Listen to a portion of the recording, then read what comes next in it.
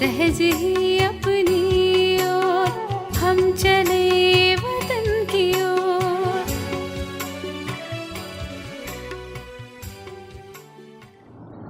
அதேபோல் அனைத்து நெருக்கத்தில் வரும் ஆத்மாக்கள் உங்களுக்கு நன்றி கூறுவார்கள்.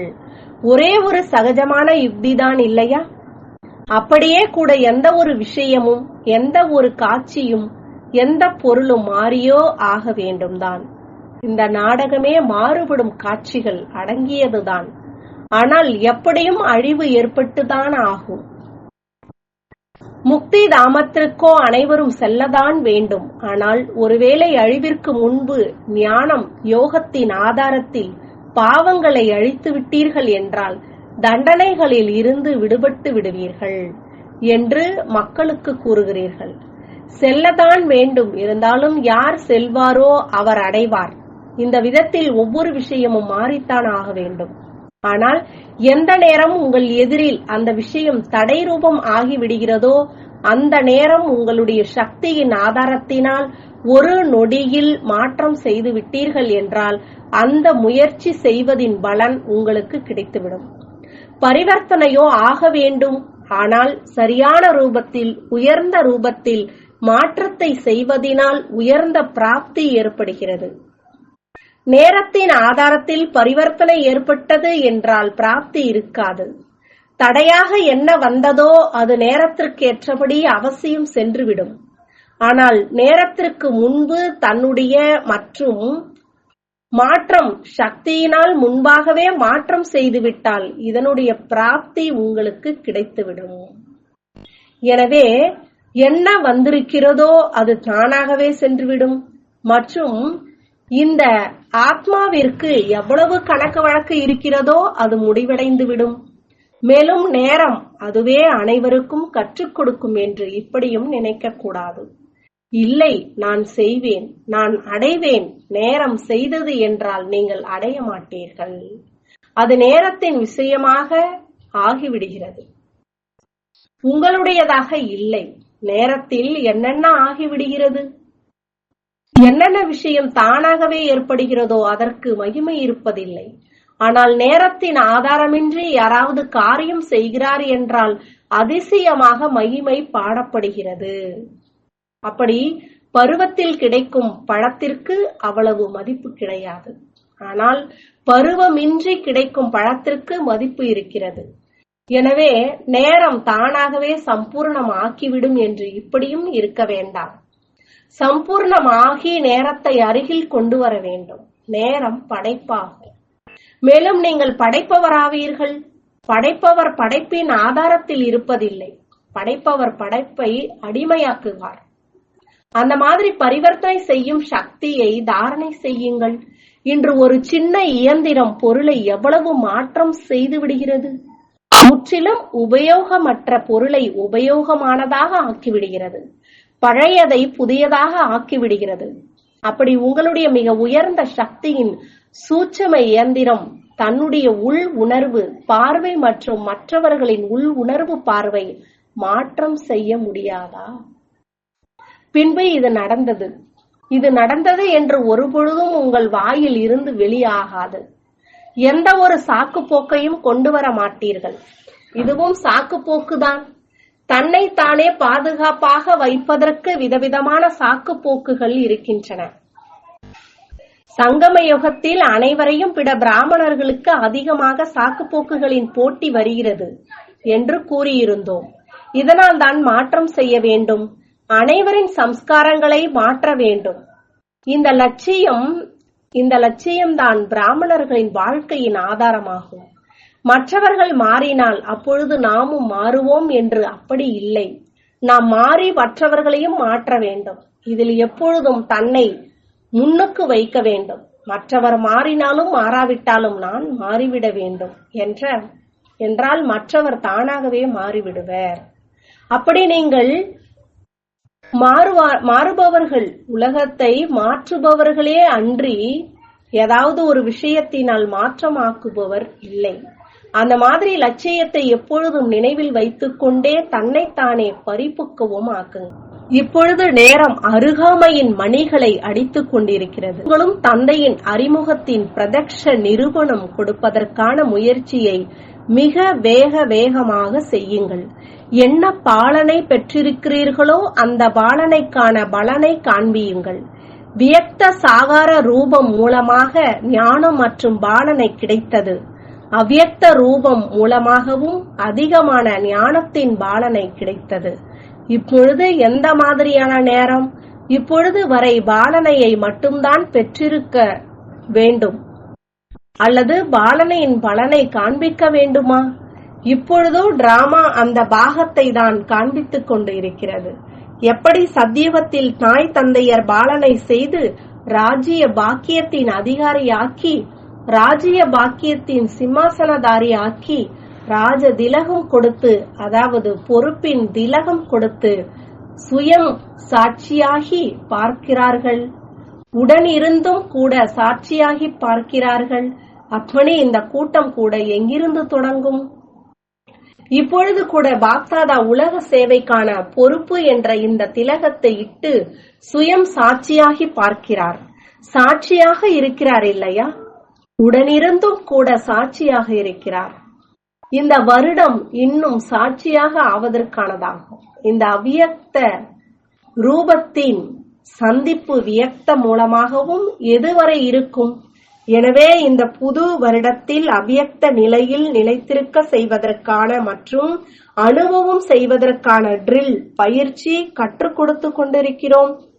அதனால் அவ்வியக்தமாகி அவ்வியக்த தந்தையோடு அவ்வியக்த சந்திப்பை ஏற்படுத்த முடியும். எந்த ஒரு பாற்றும், அதாவது பாகமும் எப்பொழுதும் ஒரே மாதிரியாக இருப்பதில்லை, முன்னேற்றுவதற்காக மாறுகிறது.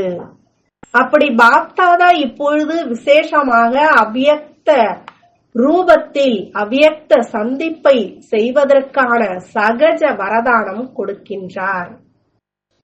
இந்த புது வருடத்தின் முதல் மாதத்திற்கு டிராமா பிளான் படி விசேஷ வரதானம் இருக்கிறது. யார் அவ்வியக்த ஸ்திதியில் தந்தையோடு இனிமேலும் இனிமையான ஆன்மீக உரையாடல் செய்வதின் முயற்சி செய்வாரோ அந்த முயற்சி செய்யும் ஆத்மாவிற்கு முழு ஆர்வத்தோடு ஈடுபடும் ஆத்மாவிற்கு உண்மையான உள்ளத்தோடு தந்தையிடமிருந்து பிராப்தி செய்யும் ஆத்மாவிற்கு சுலபமாகவே வித்தியாசமான அவ்வியக்த அனுபவம் வரதானத்தின் ரூபத்தில் பிராப்தியாகும். எனவே இப்பொழுது வியக்தம் மூலமாக அவ்வியக்த சந்திப்பும் முடிந்து கொண்டே இருக்கும். பின்பு என்ன செய்வீர்கள்? சந்திக்க மாட்டீர்களா? அற்ப காலத்து சந்திப்பிற்கு பதிலாக சதாகாலத்தின் சந்திப்பின் அனுபவி ஆகிவிடுவீர்கள். முற்றிலும் அருகில் நேர் எதிரில் சந்தித்துக் கொண்டிருக்கிறோம் என்று அப்படி அனுபவம் செய்வீர்கள். புரிந்ததா? இந்த புது வருடத்தில் ஒவ்வொருவரின் ஆர்வத்திற்கு ஏற்றபடி அநேக ஆன்மீக அனுபவம் ஏற்பட முடியும். எனவே தடைகளை அழிப்பவராகி முழுமையான ஈடுபாட்டில் மூழ்கி இருங்கள்.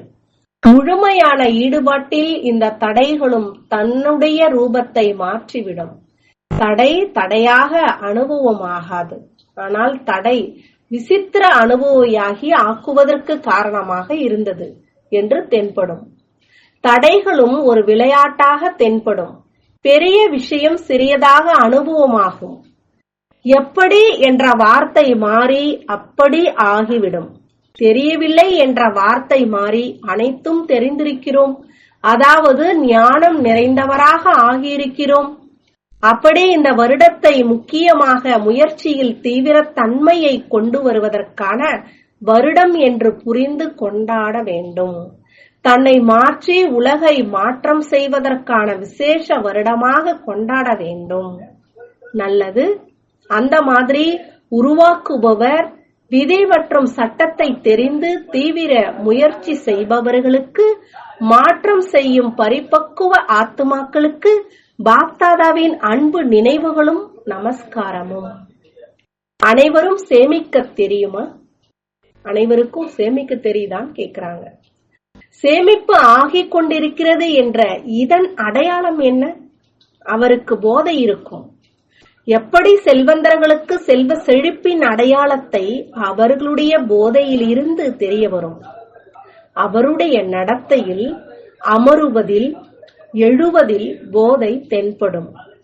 மேலும் எவ்வளவு போதை இருக்கிறதோ அவ்வளவு குஷி இருக்கும். நீங்களும் எப்பொழுதும் குஷியாக இருக்கிறீர்கள் இல்லையா? குஷி உள்ளது பிறப்புரிமையாகும்.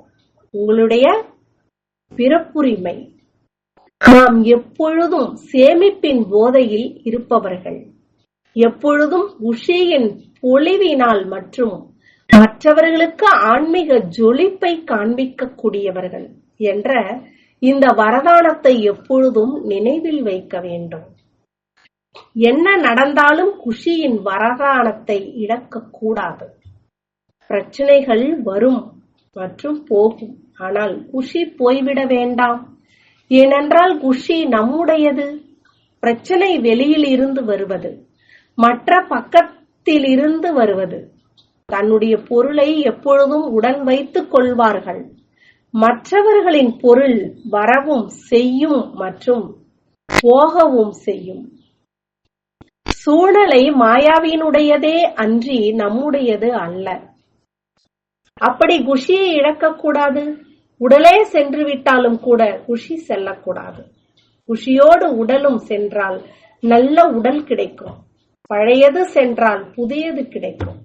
என்ன ஆவோமோ தெரியவில்லையே என்று பயப்படக்கூடாது.